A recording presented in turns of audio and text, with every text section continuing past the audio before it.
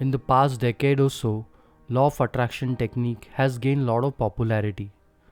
The technique became so popular that it became a lifestyle for so many people.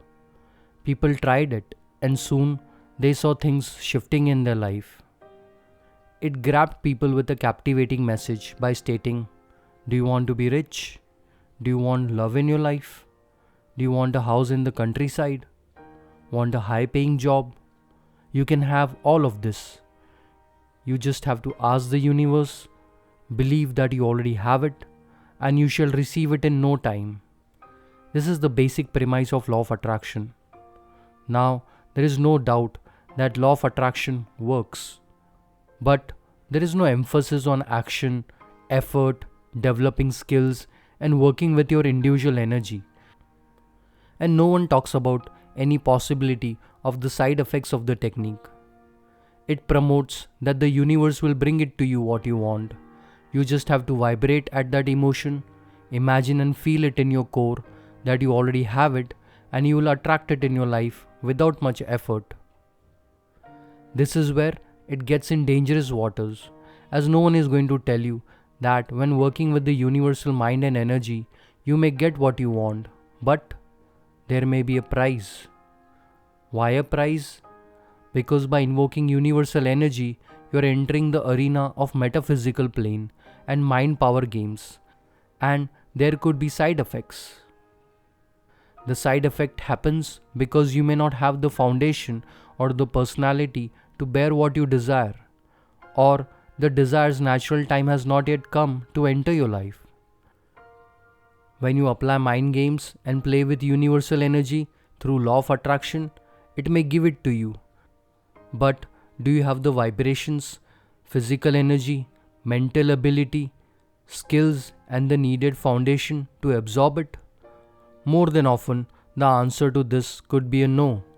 This is where law of attraction shows its side effects. Take these techniques as a rubber band. Let's say, as a first stretch, you apply positive thinking to help you improve your life. You stretch it further and decide to focus only on what works for you or what you want in your life. You go one more step further and club it with affirmations. You take another step further and create mental images, emotions, feelings in your subconscious mind, and you keep stretching, and stretching, almost arm twisting universal energy to give it to you what you want. At a certain point, you cross over and get into playing mind games with yourself. At this point, consider that the rubber band is fully stretched. Understand what can get stretched like a rubber band can also rebound and snap back. At some point of time, you are going to release the rubber band. You will release the pumped up emotions. Have you ever considered what happens after the wave of your pumped up emotions starts to recede? Do you think it will not have some effect on the desire that you attracted? Over a period of time, you may not realize that how far you've gone in living selective realities and playing with universal energy. Let's look at a simple example of one of the techniques of law of attraction. You may say, I want roses in my life. You may visualize, focus, vibrate at subconscious level on roses. Then suddenly you will start seeing roses all over your life. A rose on the notebook, a rose on the wall piece, rose flowers in office, receiving rose bouquets. And you will say, hooray, it works. I attracted roses in my life through law of attraction. The roses were always there. You started seeing them because you wanted to live that reality. You just focused on this selective reality to reinforce your belief in law of attraction. This is a minuscule example of mind games and living selective reality. Now you may be able to attract a lot of things for real in your life through practice of law of attraction. But before you do that, ask yourself, do you have the foundation, the ground to bear the desire? Has the desire's natural time come to enter your life? With regards to the side effect, trust me, 99% of the people may not even realize what caused it, as no one is going to point it out to you. And even if someone is aware, may overlook it, as today humanity largely believes in give it to me now, who cares what happens later. Now let's be clear that the intent is not to show law of attraction in bad light.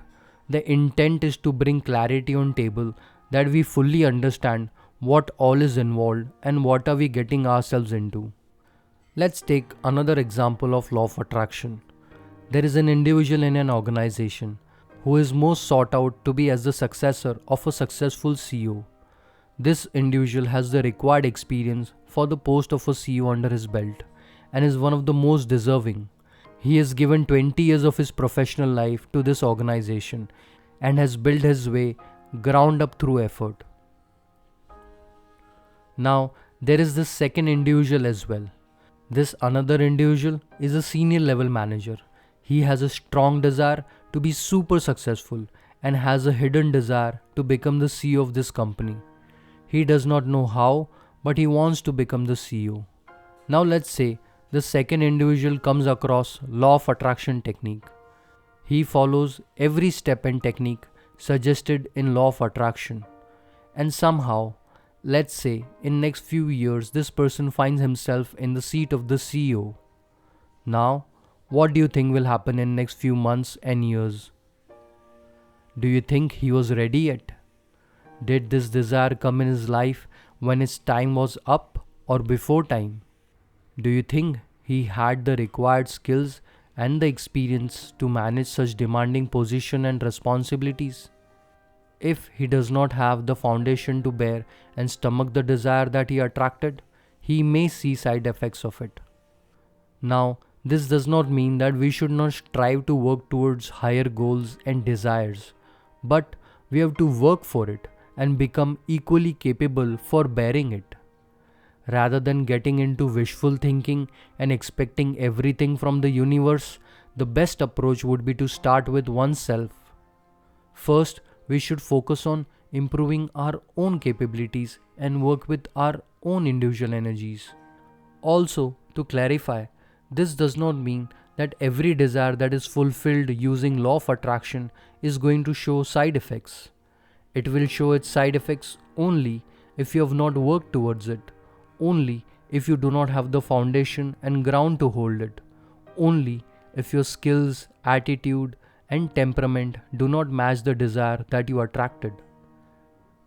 In comparison to this, the first individual who had years of experience would have got the CEO job and would have been more suitable and had a better probability of doing justice to it. Compared to law of attraction technique, let's take an example of using visualization as a standalone technique. Let's say that you are low on self-confidence. To raise your level of self-confidence, you use visualization techniques. You focus on your strengths. You work towards improving your knowledge and skills. Apply positive thinking. Raise your energy levels through meditation, exercise, and yoga. You try to feel good through positive self-talk. You challenge yourself with smaller tasks and goals to build your confidence. Here, you're working on yourself and tapping into all the strategies at individual level available to you. You are putting in effort and raising your self-belief. You are taking action to improve your life and reach your goals. Nowhere you're invoking the universal energy. Nowhere you're trying to bend the reality. Nowhere you're getting into playing mind games.